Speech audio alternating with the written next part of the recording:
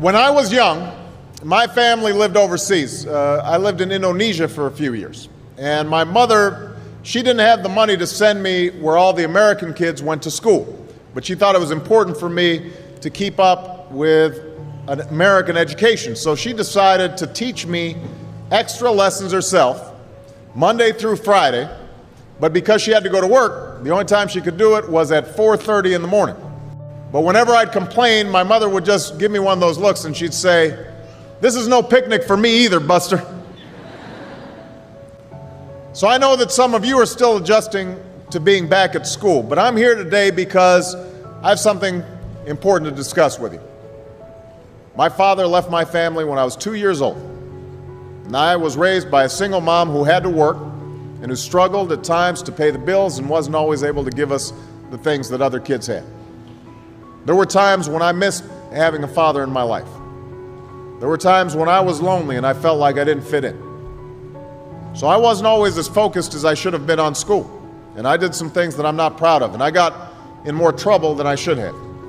And my life could have easily taken a turn for the worse. But I was lucky.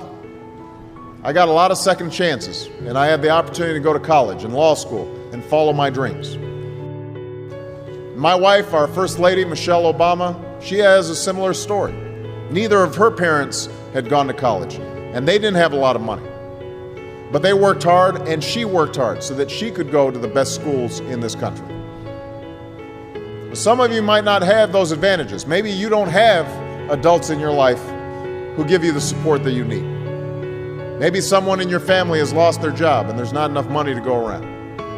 Maybe you live in a neighborhood where you don't feel safe, or have friends who are pressuring you to do things you know aren't right. Maybe you could be a great writer, maybe even good enough to write a book or articles in a newspaper, but you might not know it until you write that English class paper that's assigned to you. Maybe you could be an innovator or an inventor, maybe even good enough to come up with the next iPhone or the new medicine or vaccine, but you might not know it until you do your project for your science class.